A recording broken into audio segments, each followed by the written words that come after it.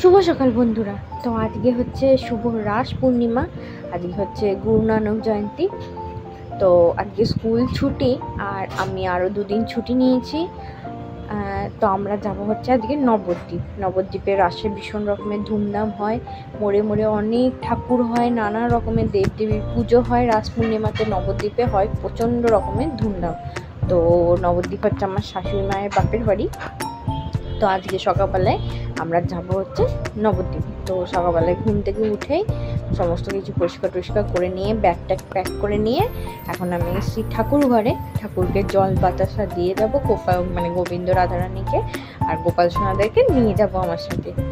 সবাইকে তো নিয়ে যাওয়া একসাথে সম্ভব নয়, আর যাদের বাড়ি যাচ্ছি তাদেরও অসুবিধা থাকে অনেক সময়। তো গোপাল আর রাধারানীকে নিয়ে যাব, আর আমার যেহেতু রাধাকৃষ্ণ রয়েছে তো রাধাকৃষ্ণকে তাদের সঙ্গেই নিয়ে যাব। ঘরেই থাকবে রাধাকৃষ্ণ আর গোপাল রাধারানী আমার সাথে যাবে। তো এখন সকালবেলায় উঠে সমস্ত কিছু ঠাকুরের বাসন কুসন ধুয়ে নিয়েছি, আর এখানে গোপালদেরকে উঠিয়ে মুখ টুক ধুয়ে স্নান করিয়ে নতুন জামা পরিয়ে মামার বাড়ির উদ্দেশ্যে নিয়ে যাব। আমার হাজব্যান্ডের মামার বাড়ি হচ্ছে, তো গোপাল সোনাদেরও মামার বাড়িই ধরো, দাদুর বাড়ি অ্যাকচুয়ালি। তো ওদেরকেও রেডি করে দিই, ওদেরকেও নিয়ে যাব। তো আমরা যেহেতু শিশি ঠাকুর অনুকূল চন্দ্রের দীক্ষিত, তো সেই জন্য প্রতিদিন সকালবেলায় ঘুম থেকে উঠে আগে ইষ্টবৃত্তিটা আমাদেরকে দিতেই হয়। তো আমি ঠাকুর ঘরে বসেই প্রতিদিন ইষ্টবৃত্তি দিই। তো ইষ্টবৃত্তি দেওয়া হয়ে গেছে। এই যে গোপাল সোনাদেরকে প্রতিবার নিয়ে যাই হচ্ছে ওই যে বাস্কেটগুলো থাকে সেই বাস্কেটগুলোতে। তো এইবারে আর বাস্কেটগুলোতে নিয়ে যাব না, এই যে এরকম একটা বক্স আছে, সেই বক্সের মধ্যে গোপাল সোনাদের জিনিস আর শোয়ার জায়গা একবারে করে ওদেরকে বসিয়ে ঢাকাটা অল্প খুলে নিয়ে যাবো, কারণ আমরা যাবো 4 চাকাতে, ওই জন্য কোনো অসুবিধা নেই। গোপালকে এইটাতে নিয়ে যেতাম, তো এই বছরে আর এইটাতে নিয়ে যাবো না, এইটাতে স্পেস পাবে অনেকটা ওরা বসার, তো এই জন্য এইটাতেই নিয়ে যাব। আর আমরা সবাই রেডি, এখানে গাড়িও চলে এসছে। এটাই হচ্ছে আজকে আমাদের যানবাহন যাওয়ার। তো চলো, এখানে আমাদের শ্রেয়সী বেবিও রেডি। আর আজকে আমার সাথে যাবে হচ্ছে আমার বাবা।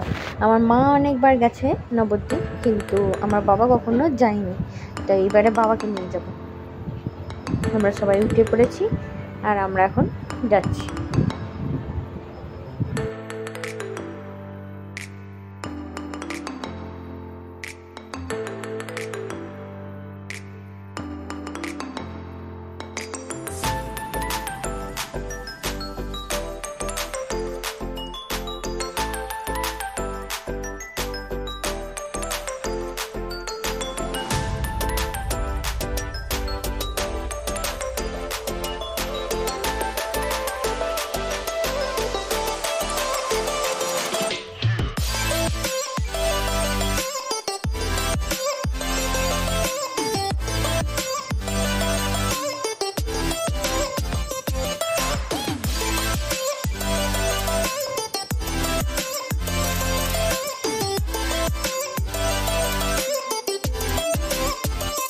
এখন 10:45 মতো বাজে, আর আমরা এখানে ব্রেকফাস্ট করবার জন্য দাঁড়ালাম একটা পাঞ্জাবি ধাবাতে।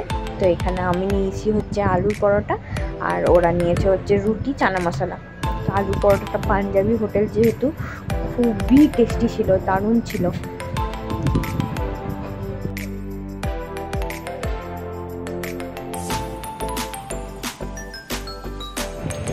এখানে সবারই মোটামুটি খাওয়া কমপ্লিট। তো চা নিয়েছিলাম, আর চাগুলো দিয়েছিল 20 টাকার, এত টাকা করে 1 গ্লাস করে চা। জানলে করে ছোটো কাপে চা নিতাম, এত চা তো খেতেই পারবো না মনে হচ্ছে। যাই হোক, খাওয়া দাওয়া কমপ্লিট। তো চলো এবারে আমরা পৌঁছাই নবদ্বীপের উদ্দেশ্যে।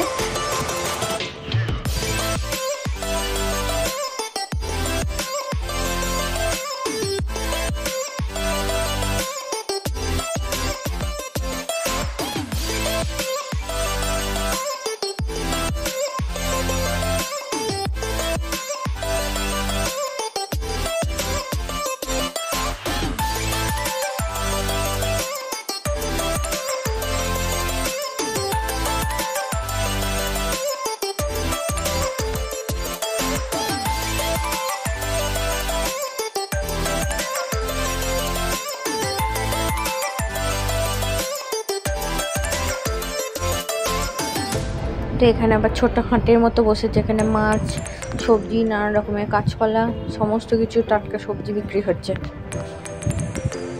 আসার সময় আমার বাবা বলে এখান থেকে বাজার করে নিয়ে যাবো, তো এখান থেকে তো বাজার করে নিয়ে যাওয়া সম্ভব নয়। চলো এখন যাওয়া যাক। আর এখানে আমাদের শ্রেয়সী গাড়িতে ঘুমিয়ে পড়েছে। ও গাড়িতে চাপলেই ঘুমিয়ে পড়ে, এইটা একটা খুব ভালো স্বভাব। গাড়িতে উঠলে পরেই ও ঘুমিয়ে যায় একদম। সুন্দর ঘুমাতে ঘুমাতে সব জায়গায় চলে যাক, গোটায় দার্জিলিং ঘুমাতে ঘুমাতে চলে গেল।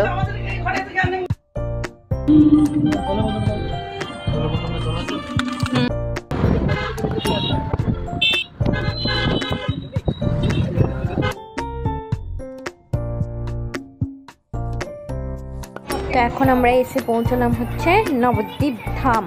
তো এই যে আমার গোপু সোনারাও এসছে, গোপু সোনারা বসেছে।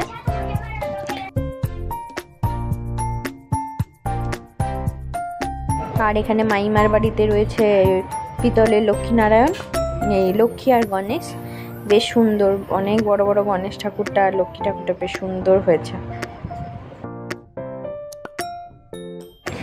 তো আজকে আমাদের মেনুতে হবে হচ্ছে কাঁচকলার খোসা বাটা, তো সেই জন্য কালো জিরে লাগবে। তো দোকানে নেই কালো জিরে, তো আমি এখন ফুটকামে বসেছি, যেটা হচ্ছে 5 ফোড়ন থেকে কালো জিরে আলাদা করা, সেইটা বেটে রান্না হবে তাই জন্য।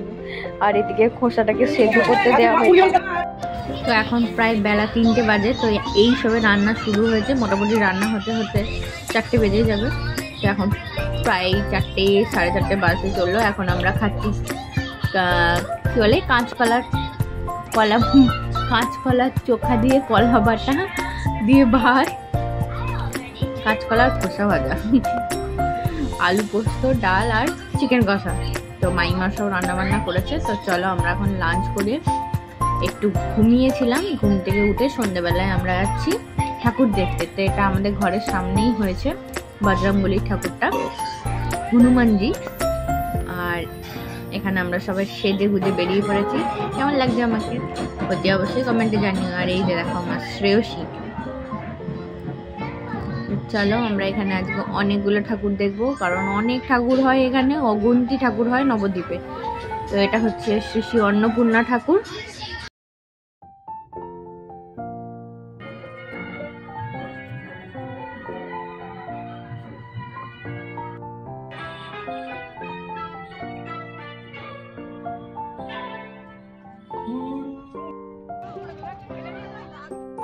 তো এটা হচ্ছে বড় শ্যামা, মাকে দেখো জাস্ট, মানে এত সুন্দর মায়ের মুখ, চিন্তার বাইরে।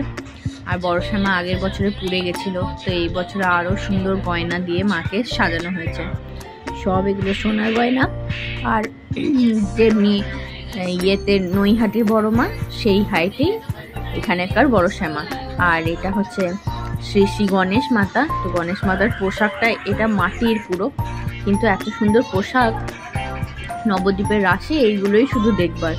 আর এখন আমরা যাচ্ছি হচ্ছে মেজো শ্যামা দেখতে। আর এখানে শ্রেয়সীর কথা তো না বলাই ভালো, কোলে চেপে পড়েছে। ওকে নিয়ে হাঁটতে হাঁটতেই জীবন লোকের শেষ হয়ে যায়, ওই জন্য কেউ ওকে নিয়ে বেরোতে চায় না। আর ইনি হচ্ছে মেজো শ্যামা।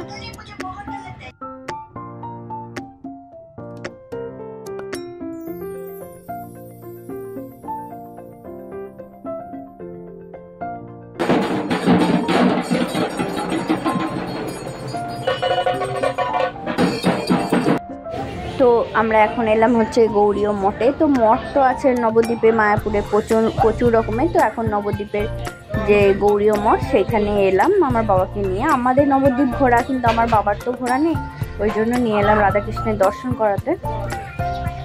তো বাবা এই মঠগুলো ঘুরুক, নিয়ে যাবো সোনার গৌরাঙ্গ ঘোরাতে কাল। আজকে রাসের ঠাকুরগুলোই দেখুক, কালকে নবদ্বীপ ঘোরাবো, আর পরশুদিন নিয়ে যাব মায়াপুর। তো তোমাদেরকেও নিয়ে যাবো অতি অবশ্যই আমাদের সাথে। তো এখন রাসের যে বড় বড় ঠাকুরগুলো হয় সেগুলোই বাবাকে ঘুরিয়ে দেখায়, সাথে তোমাদেরকেও। আর ভিডিওটা কেমন লাগলো অতি অবশ্যই কমেন্টে জানাবে।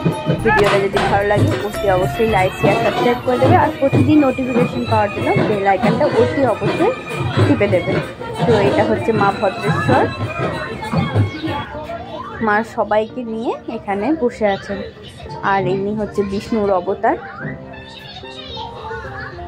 এখানে ঠাকুরগুলো দেখতে খুব সুন্দর লাগে, আর এত সুন্দর করে সাজায়, বেশ সুন্দর লাগে।